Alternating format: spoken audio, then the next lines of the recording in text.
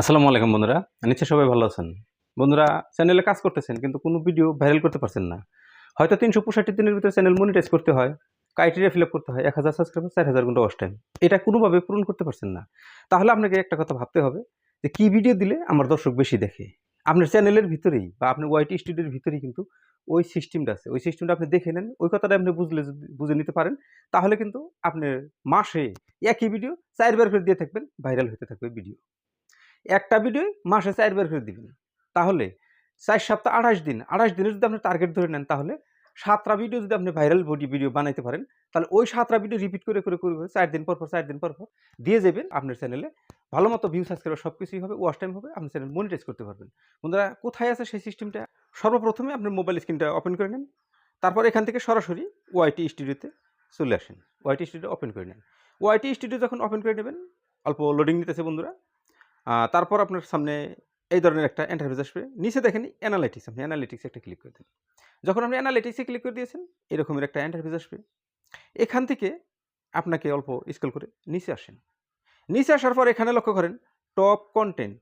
এই যে এডি, এই কয়টা টপ কনটেন্ট। আপনি এই টপ কনটেন্ট কয়টা ভালোভাবে দেখে নেন। দেখে আপনি সরাসরি এখানে একটা ক্লিক করে দেন। ঠিক আছে? এখানে ক্লিক করে দিয়েছি।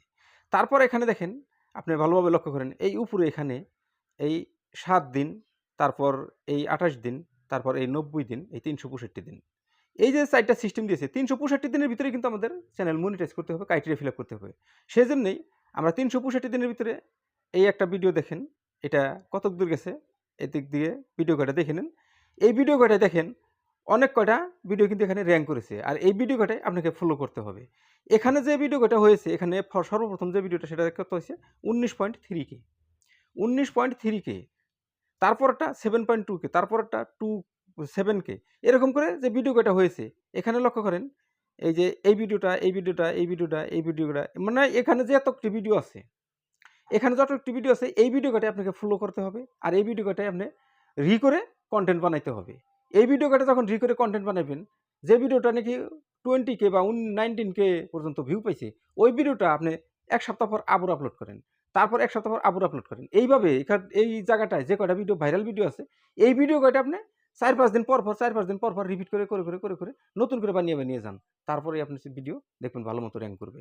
কেননা এই ভিডিও কয়টা দর্শক পছন্দ করেছে। এই ভিডিও কয়টা ভালোমতো ভিউ হয়েছে। এই ভিডিও কয়টায় ভালোমতো ওয়াচ টাইম দিয়েছে। এই ভিডিও কয়টায় ভালোমতো সাবস্ক্রাইবার দিয়েছে।